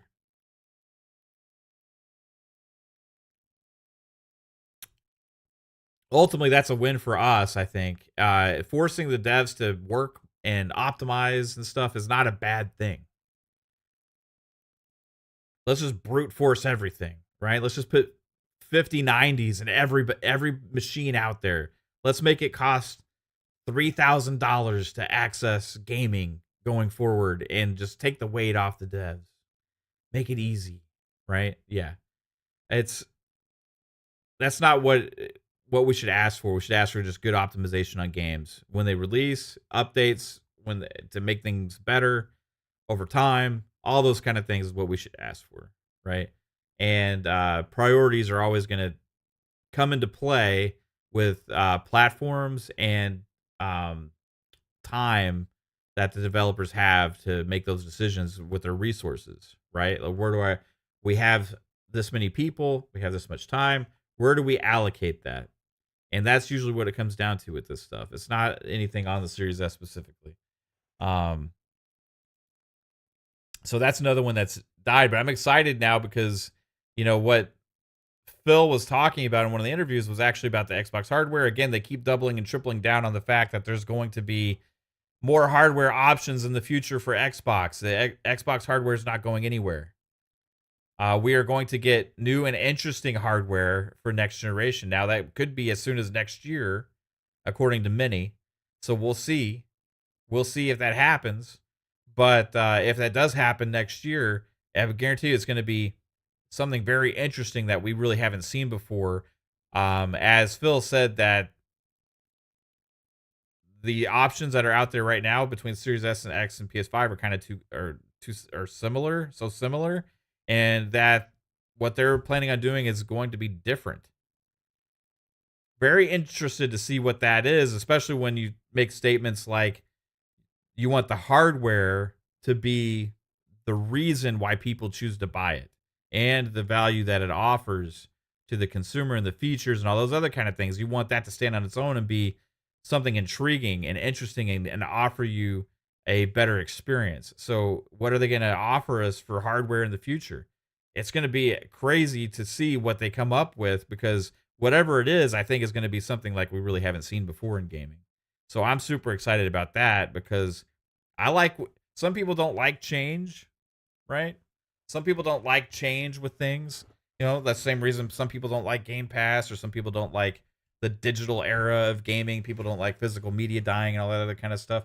I embrace a lot of this stuff because for me as a consumer, it's actually giving me more advantages and disadvantages in a lot of ways. Access to my games is easier. I can access some more places. They're easier to get updates on. All these other kind of reasons that I like the digital era of gaming. Subscription gaming offers me even more value and access to those games. So, what hardware wise will they come up with to be a differentiator as well? That's super exciting for me. I can't wait to find out what it is, right? But yeah, these are all narratives that just completely keep happening, right? Yeah, Lydian is with me. He says change doesn't bother me. It excites me. Yeah, I get excited for different things, right? And if we look ahead 10 years in the future, nobody can say exactly what gaming is going to look like. If you think about 10 years ago, it would have been hard to predict the way gaming would look like in 2025. That's for damn sure. I don't think anybody would have gotten that right. So 10 years from now, in 2035, what is gaming going to look like? I'm excited to see. But I will say one thing, I will keep asking for better value for me as a customer in whatever ecosystem I prefer. And I would like, ultimately, if Xbox and this is successful with their vision of what they're trying to do in the future and they execute it properly, I hope it becomes the standard. I hope it becomes the standard for all of these platforms to be able to have better options for us as customers and more access to our games in more places. I hope that it becomes a standard that I can buy a game and play it on the PC, on the Xbox, in the cloud, or whatever platform you prefer to play on. That, to me, is us winning. You can make arguments like, well, it's not good for this or it's not good for that. It's good for me. And aren't we the ones we should be advocating for? I see these articles advocating, like, hey, people in the industry and stuff are hoping GTA 6 is at least $80 or $100.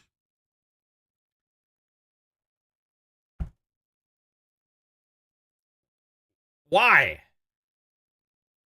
Why would we even write articles about this almost seeming like we're okay with it? Don't even let them have the notion that we're okay. We're not advocating for the companies. We're advocating for us.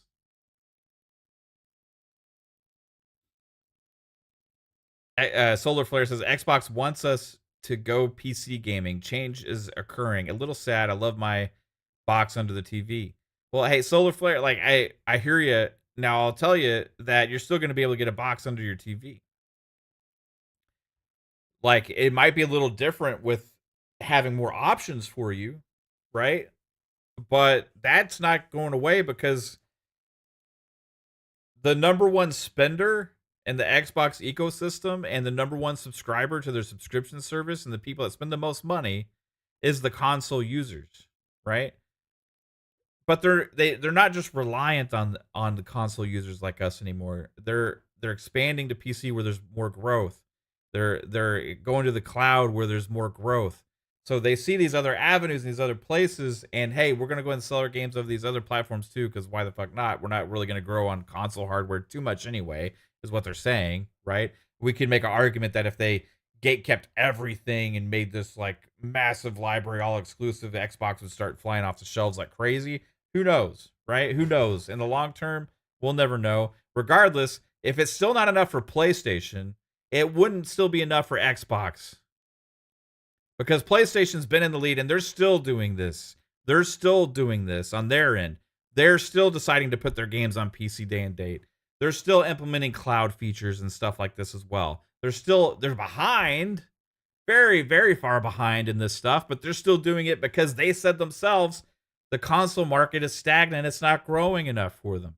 So, yes, it's obvious why Xbox is doing this, but it doesn't mean they're not going to still give us the option to buy a device that's intriguing to us to play the games where we want to play them. That's 100% what they're saying. That they are going to do that. They're going to give us an option for console gamers to continue to play the games in the ecosystem, because why would they do that? They want to fucking make money off of us. Just like every other platform holder out there. Yeah, they want to make money off of us. They want us to use their storefront. But if we don't, then we'll use a different storefront. But if it sells more devices that people have access to buy more games that their games will also be on, they're going to give you that option as well. They want to give us options to buy our games, and that includes owning hardware that you will put underneath your TV. Because there's a lot of people that prefer to play games that way. If it's 30 million over a generation, that's 30 million gamers that spend a shit ton of money.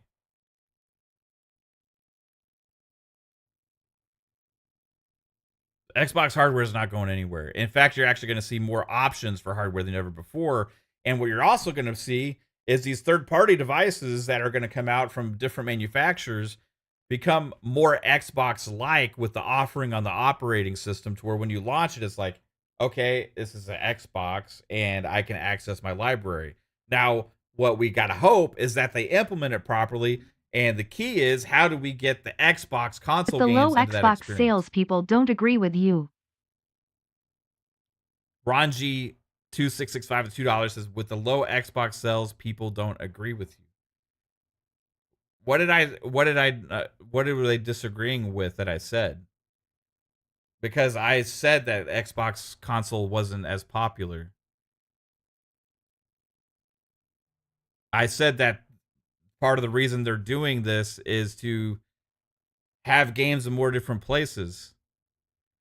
I'm confused if you've actually been listening to what I've been saying, or you just feel like shitting on Xbox console sales.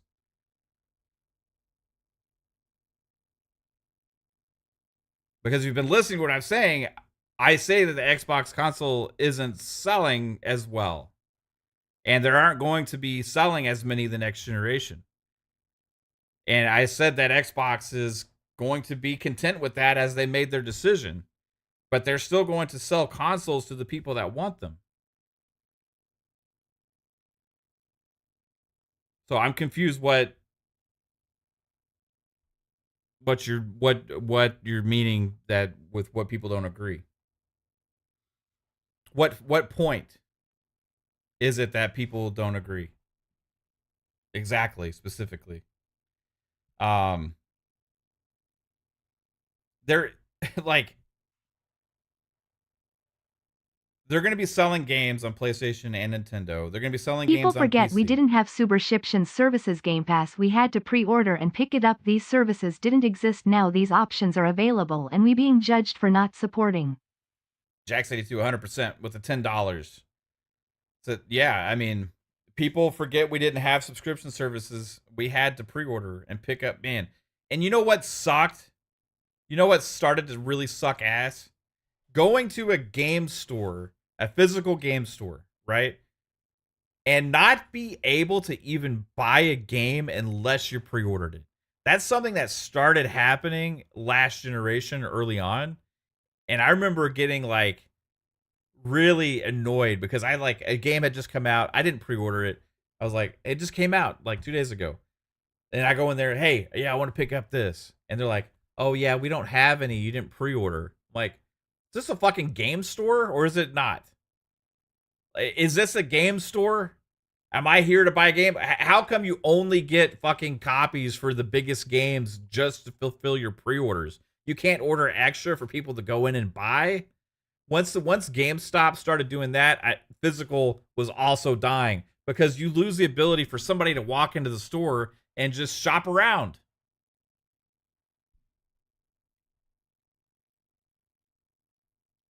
Pre-ordering became a trend that was like ended up being like retailers like GameStop ended up using it as a way to, not have to get as many copies or have too much overstock on their games and stuff. And I just got fed up with it, so I stopped going into GameStop. I stopped buying physical copies because I didn't know for sure, like ahead of time, if I wanted to pre-order something and not. Sometimes I wait till after it comes out to see what the response is, what people like, or judge things that I'm on the fence for. And if it's on the bubble game and you go to GameStop, likely they're not going to have it unless you pre-order it. I don't want to have to make a decision ahead of time. Like, fuck that. So guess what? I buy it digitally. And last generation, I started getting some things at the end of the 360 generation when they started it, right? Especially when the Xbox Live Arcade kind of all revolutionized digital gaming. But or at least on console, because those are definitely already a PC thing, right? But when I started going to stores and not being able to buy games just because I just didn't have them, I'm like, well, fuck, I can get it on digital. Like, I'll just get it that way. And guess what? It's easier access for me because my library carries forward. I can easily navigate through and launch my games, whichever one I want. I don't have to worry about the disc, all that stuff. I got like, I don't even know how many games I own right now. I actually look at my ownership library on my console just because I'm curious how many games I own. Digital library is amazing, man. I'm physical era. Fuck it, let it die. Let it die. Let it die. Let physical die. I'm super happy with my digital library. Yeah, it's nice to have options, right? But I'm not missing anything personally.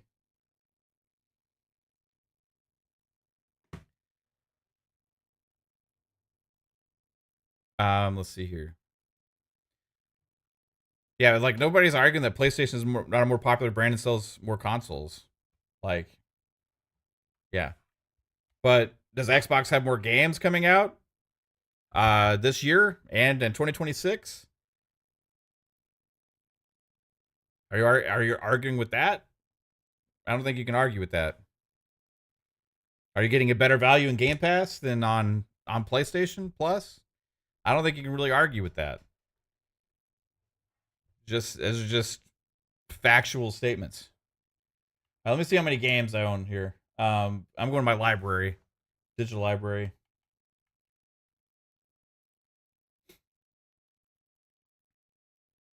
I know. That's a controversial statement, Froggy. That disagree with physical going away. This is purely from my perspective. I know people love physical, right? But physical has been getting worse and worse over the last several years. It started getting worse when they stopped putting the fucking books and the booklets and stuff in the disc. When you would go and buy a game and it was just a disc in the case. Like, I used to love getting physical versions for all the extra stuff you would get with it too. And it's just like they kept diminishing the value of owning a physical copy. And then the physical copy became literally just a license, right? Where you just put the game in, and most of the time on big games, the full game isn't even on there. So you put the disc in and then you install the game from the internet just like you would if you bought a digital, right? So like physical has been going downhill for a long time as far as value for me as a customer. Yeah, you can still go and take your game somewhere and trade it in or whatever. That's the benefit, right? But ultimately for me, unless you're just like collecting, hasn't been like a benefit in a long time for physical copies. In fact, I actually find more benefit for digital because my library stays there, and as I get new hardware, I get improvements on a lot of it. Yeah, Fahim, but they used to come with more than just instruction manuals. They used to come with more than just the book. A lot of times you get other things in there like a map, stuff like that. Even without getting, I remember like a Blaze Blue, the first Blaze Blue that came out, man. Like the physical version of that, you went out and you bought it, and it just came with so much shit, dude. It was crazy. I miss those days when the games come with all that stuff with the physical version. Now, if you buy a physical version to get any extras, you got to spend like $100 plus, right? So I don't know, but collectors, I know you're not gonna hate that statement, but for me personally, I don't really get any benefit there. Let's see. All right, so it says for owned games in my library, I have 653 in the Xbox store. Then I have 411 in Game Pass, 90 for EA Play. And then for games with gold, 173. So for the games with gold that I had access to because of games with gold, I think you lose those if you don't keep your subscription, so they separate them. Um, yeah, that's a lot. It's a lot of fucking. Now, what I hope is all these games continue to carry with me on my next hardware, right? And a lot of them get updates for my next hardware. That's the benefit for me is I don't have to worry about the future hardware being able to play it and stuff.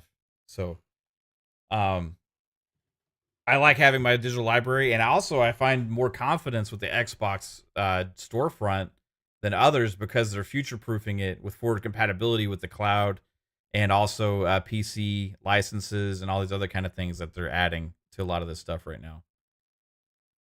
Wilfred Rosario says if you trade your physical copy, it's like renting. Plus, you lose the game altogether. And let's be honest, GameStop trade-in is a scam. Yeah, I used to massively take advantage back in the day of GameStop trade-ins because that's how I could afford to buy games. So I would always take advantage of the deals when they had the 40% bonuses. Buy 2 games, get this. Sometimes if it's a brand new game, you would get a lot. You would get a bonus if you're trading it in for a brand new game. And if you traded in a game sooner, sometimes you could still get 35 base value or 30 base value for it, plus the bonuses. So there was a lot of times when I was buying a game, playing through it, beating it within like a couple weeks, and then trading it in just to get the other new game because that was just what I could afford to do. So that's how I navigated my library back in the day and being able to access the amount of games that I wanted to play. So if I was way back then, if I was able to just keep everything and put it into a collection, that would have been amazing, right? But that wasn't a reality. So I still at that time was looking for the best value I could get to sustain my gaming hobby, right? And my habit for gaming in whatever way I could. And I still do that. The Game Pass is a fucking God's gift. Like I could imagine yourself, like imagine yourself as a kid. Like these kids today have it so good, right? Imagine yourself, and there's a lot of 40-plus-year-olds and stuff in here like me, right? Imagine telling your 10-year-old self way back in the day. Go back to like 1993. You see all these games? These games, all these games you want to play? Hey, just give me $20 a month. You can play all of them. As much as you want. Hey, not only that, you can also play them over this thing called the cloud, on this thing called a tablet or what's going to be called a smartphone. Oh, also, hey, you know how PCs are a thing? Imagine also being able to play there. Now imagine this game that you want to play or all these games you want to play. You just give us $20 a month. You can do all of that.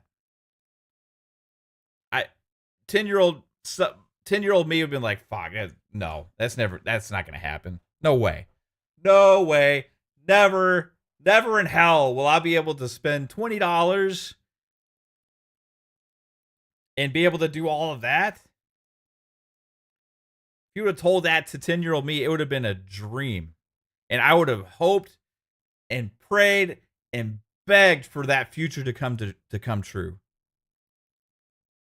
Yeah, and you don't even have to ask your parents to go to GameStop or go to Toys R Us or wherever, right? For me as a kid, it was Toys R Us when I bought my games. Like they had all the sleeves on the wall. You remember the sleeves on the wall? You get the card out as a plastic sleeves. You take a little piece of paper out, and then there was a window up with a person standing at the window, and you went and handed this piece of paper to the person at the window, and they went somewhere, and then they brought you your game, right? Yeah, great memories, awesome for nostalgia and thoughts and reminiscing the good old days. But shit, that as good as that was, we got it better. Like we got it better.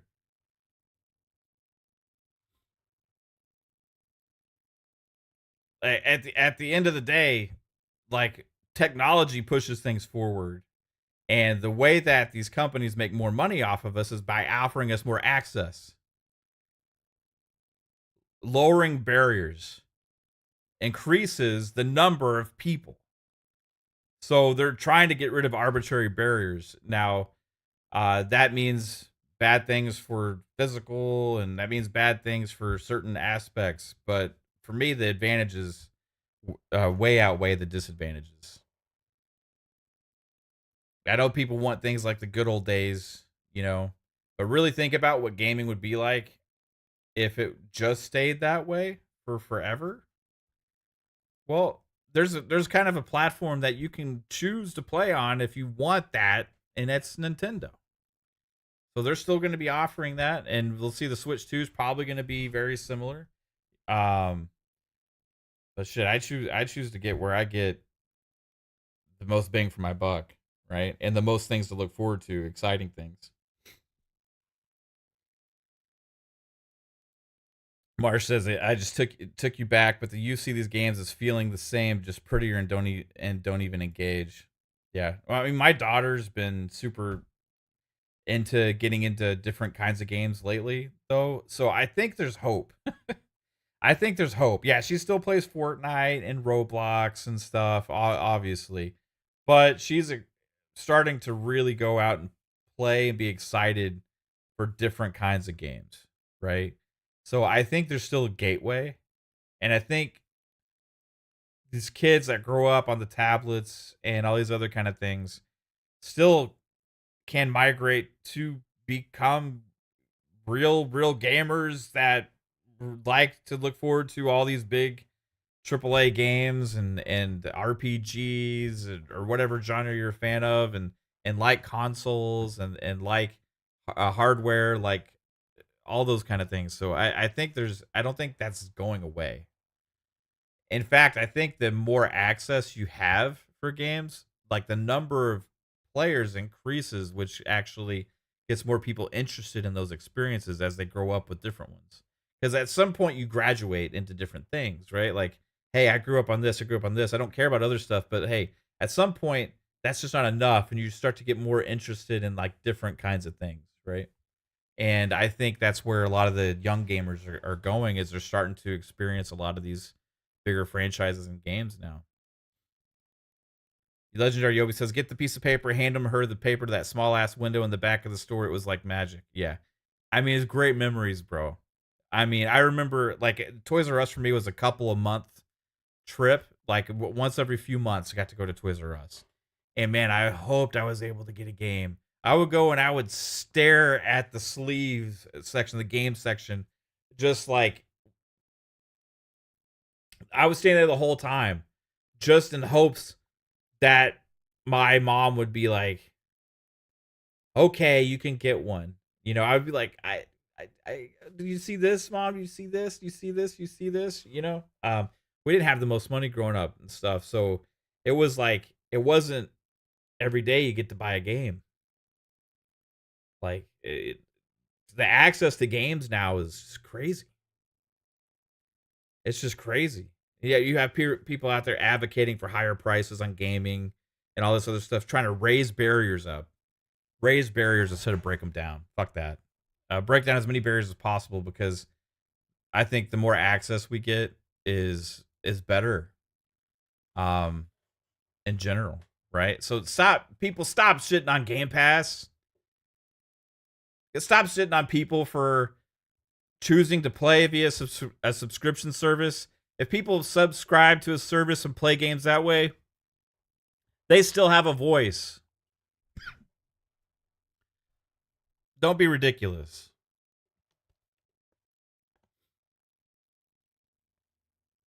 Nino Vostek says you worked at a Hollywood Video in high school.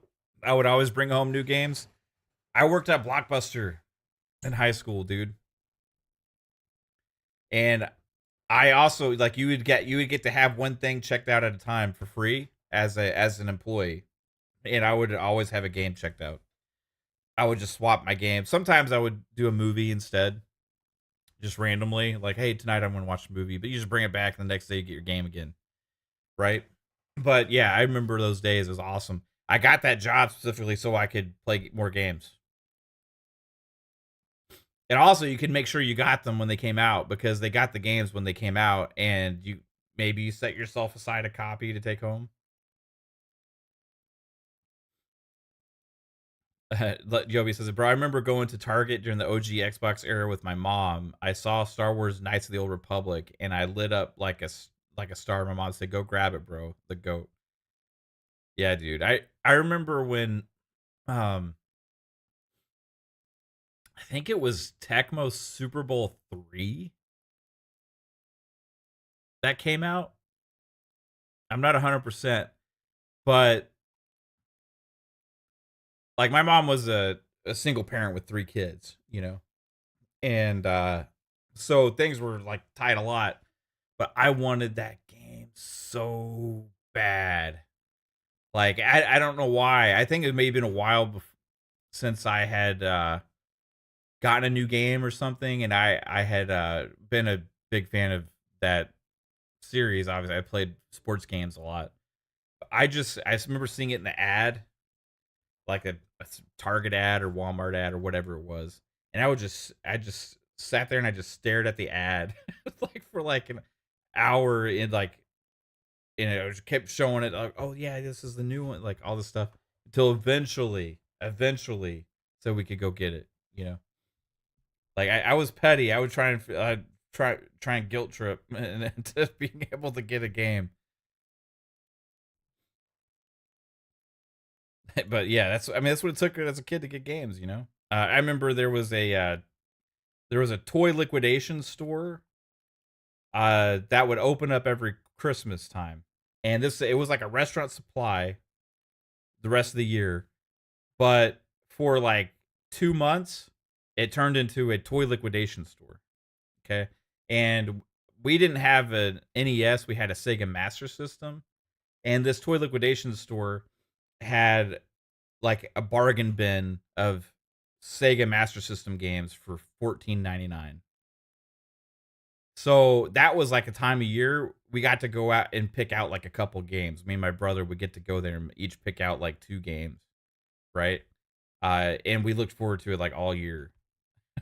And it was like not new ones, right? But we didn't care. It was just a new game for us to play. You remember crying because you couldn't get Batman Returns for your Sega Genesis, and an old man helped my mom pay for it for me. That's awesome, Fahim. Sure, man. Yeah, yeah. It was. I mean, just think about the act. Like, and this is why like, this kind of stuff is why it bothers me when somebody shits on people for subscribing to a subscription service for gaming, and then calling them like, making them seem like less of a gamer for using a gaming subscription. right? Like, who the fuck are you to judge what people choose on how to access and pay for their content? Enforcer for the industry, or some kind of like enforcement police about purchasing conditions and access to content? Like, why would anybody care how somebody else chooses to access their content, man? It's just petty, it's ridiculous, it's kind of um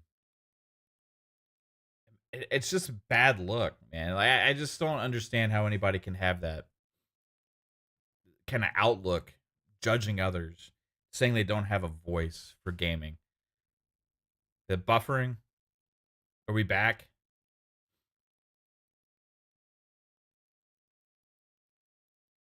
Buy the game to support the devs, not the subscription services. That's the kind of like. So, Pills, do you know the publishers and developers getting money for being in the subscription services, right? I'm just curious. Is that a legitimate statement? Like, are you aware that they're not doing it out of the kindness of their hearts?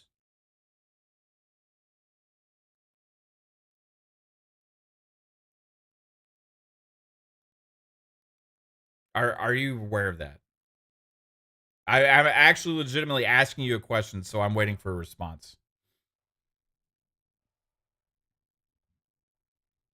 And do you think that they're forced to be in the subscription service? Do you think it's a being forced to? Their company is not allowed to make the decision?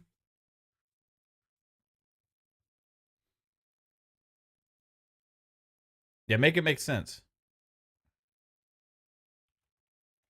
If the feed's messed up, try refreshing, guys. Try.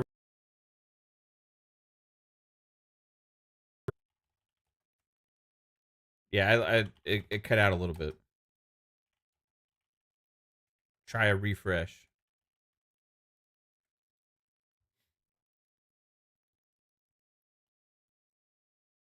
Lydian says, I remember Electronic Boutique magazine, I think it was. Anyways, I would circle all the games I wanted for Christmas, hoping my parents would just buy one of them. Awesome memories. Yeah, 100%. Yeah, Froggy saying, they don't get the money. Yeah, the developers get paid by the company that they work for, which gets paid by whoever they are owned by, and they still get money. Like, they all get paid. So, like, the whole support the devs thing is just kind of like a weird thing to me still. Like, you're still supporting them because you're engaging with their game and subscribing to a service that is paying them money. That's paying the publisher's money that trickles down to the developers.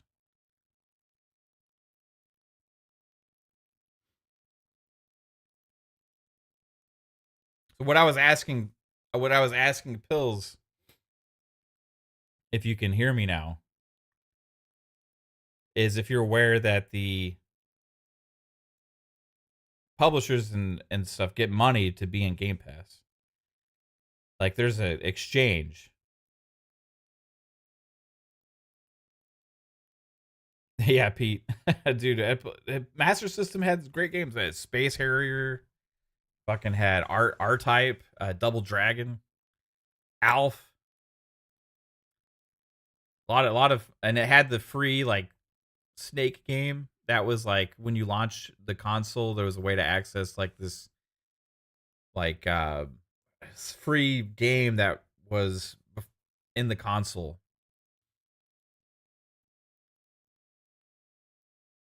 Wait, waking up to hear Adam Sessler reviewing a game. Yeah, but you're it's not our job to feel like we have to support somebody's career. We're consumers asking for the best value out of companies. But yes, developers get money, or publishers, whatever, how you look at it, the trickle down effect of money is still in effect with Game Pass because there's an exchangement of money being made. You could look at it like this too. Okay? For an exclusivity deal, are you not supporting the devs when like PlayStation gives them money to put their game in less places? Is like they get less sales, right? It's a trade-off for an exchange of money. And that's a decision that they got to live with, whether that's up to them, up to the developer, up to the publisher. Like if you go into Game Pass, yeah, less people might buy your game on Xbox hardware because they're getting it in the service. But you took money for that.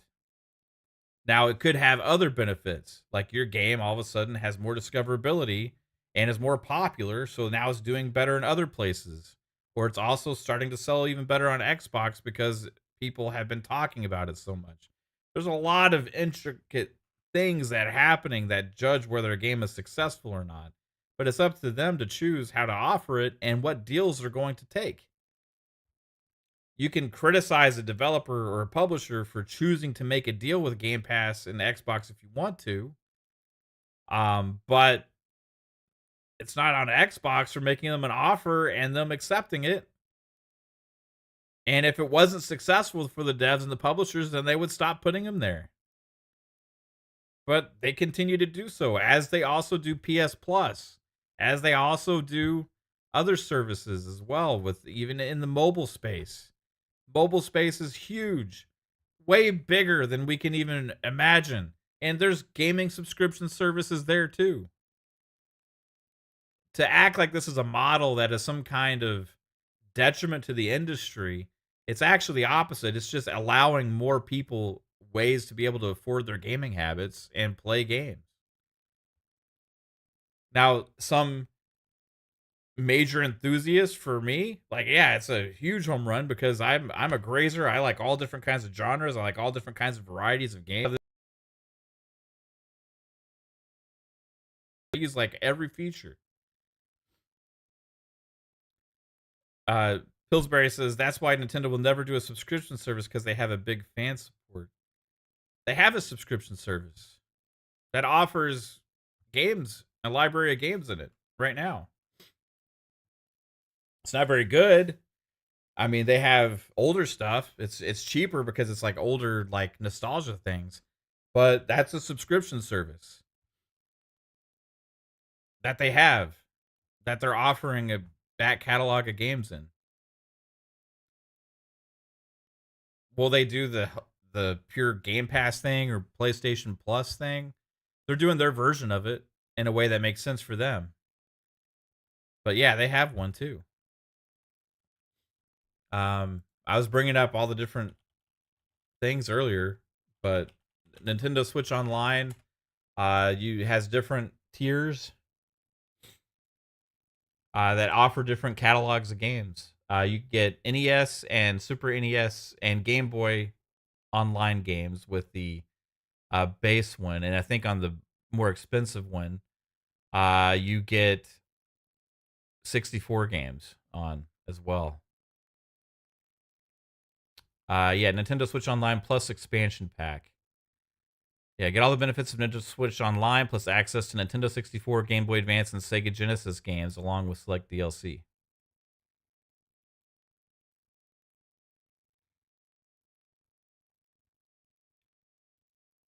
Yeah, I don't know what you're getting at, bro, but yeah, thanks for watching the content. Exclusivity deal equals guaranteed less sales and less players. Game Pass equals guaranteed more players, but not necessarily less sales. Yeah, it depends on how you look at it. You could look at a game like Ninja Gaiden Black 2, right? Or Ninja Gaiden 2 Black that just launched day and date on Game Pass. It's still selling well on Steam. Sells okay on PlayStation as well. It's selling okay on Xbox, and it's in Game Pass day and date. Right? Like, it seems like a win for Koei Tecmo in that one. And then you have Ninja Gaiden 4 coming out later this year. It's going to be everywhere, day and date, and it's in Game Pass. So It'll still get a lot of sales. Call of Duty Black Ops 6 was still the number one selling game of 2024. After all was said and done, Black Ops 6 was still the top selling game for the entire year, and it was in Game Pass day and date. Popular games are still going to sell. Now, they might sell less where people are subscribed for Game Pass Ultimate subscribers. That's the same for EA. It's the same for Ubisoft. It's the same for anybody that puts the game into subscription service. It doesn't mean that one subscription service is wrong for offering you more. They're just making more deals, and they have more first party content. So they're the ones that people shit on. It's the same, a lot of the same stuff that all of these other services are offering, except they just actually giving you more.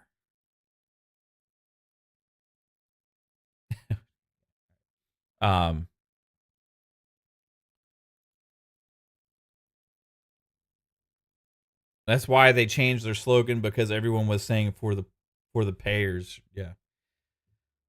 Oh man, you just like contradicted yourself.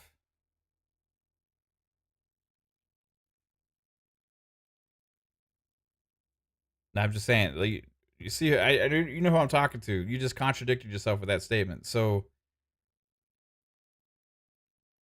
either games can be in both places and both do well, or they don't. But anyway, you're also wrong on that one. Nerds and Other Legends says, I think this is not at odds. It's just a way to diversify your distribution or of software and the economy of that distribution. 100%. 100%. Is Xbox okay with selling you a game? Absolutely. They would love to sell you your game. Are they okay with you subscribing to Game Pass? Absolutely. They want more Game Pass subscribers, right? Are they okay with you playing on PC? Absolutely. They're fine with that. Like, for people that act like all these other kind of things, like, they're only focusing on one metric, and that's console sales, right? Whereas the grander scheme of things has much more in play as far as the health of a business and all that other kind of stuff. But we shouldn't even necessarily care. Like, why care if Microsoft is super successful? Why care if PlayStation is super successful? Should be asking about us getting more, always getting better, always.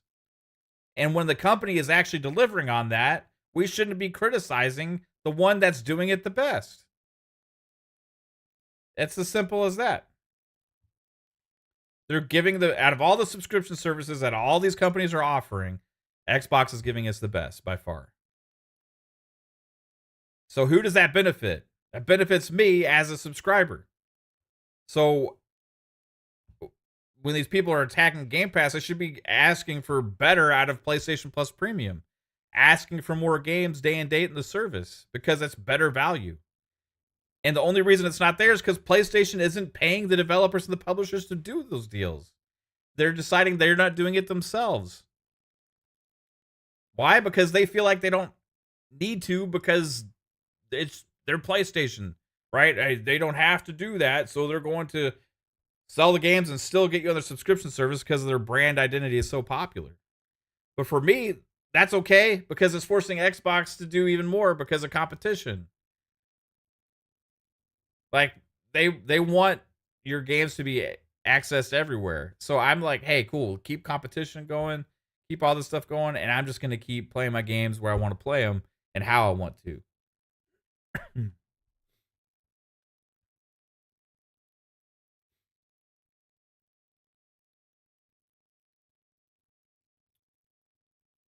They finally put Ragnarok in PS Plus.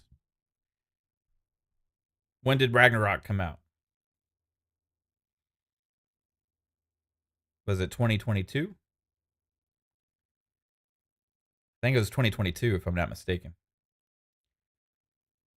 So 2+ years. I don't know, man. That seems a little too long.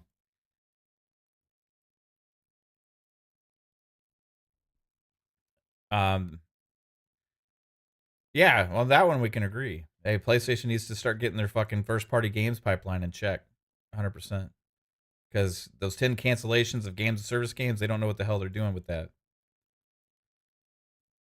If you Nino Vostek says, if you think Game Pass is a bad deal, then you must think PS Plus robbery. It's essentially the same price, but no day and date. Exactly, dude. Like, they attack the one that has the best value and then like completely ignore the other. It's just absolutely ridiculous. Like, going after the one that is doing the most for us absolutely makes no sense. As a consumer, we should ask the other ones to do like them, because we're paying for equivalent value for the different services, right? So why not ask for more? Like, if you have a streaming service that has less content, that has less big new games, that has all these other kind of stuff, or a subscription service, then why not ask for those to have more? Instead, you say, "Oh, that isn't going to work. That's bad for the industry," to make an excuse for the people that don't do it.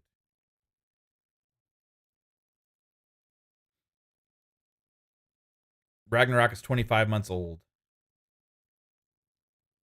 Right on. Well, everybody, this was a blast hanging out today. Thanks for joining in on a Tuesday Mavcast stream. I went a little bit longer than I thought, but I wanted to like pick that apart, because when you go after gamers and call and just say or insinuate that they're less than, or they have no voice because of the way that they access their games, is just pure and utter bullshit, and definitely should be called out. So I usually don't do these kind of streams where I go after somebody specifically. I will usually for like games media articles and stuff like that, but this one was just absolutely ludicrous, and I just had to go live with it. So anyway, thank you all for watching and appreciate your time. Thanks for hanging out. All the comments in the chat, you guys rock. If you want to see more, hey, we'll be live on Thursday for PM in the PM, and then Friday, Xbox Ultimate Podcast. Then coming back around the corner on Monday again for Fun Speculation Podcast. And I'm expecting fun weeks ahead. Like, we had a fun show yesterday where we had tidbits at the end and lots of great games coming. More coming around the corner. February is going to be fucking insane with games. Can't wait for that. 2025, absolutely overloaded, bro. Absolutely overloaded with games. We should all just be happy, living in the glory of what 2025 is bringing us, not criticizing how people access them. Anyway, have a good one. Peace out, guys. Take it easy.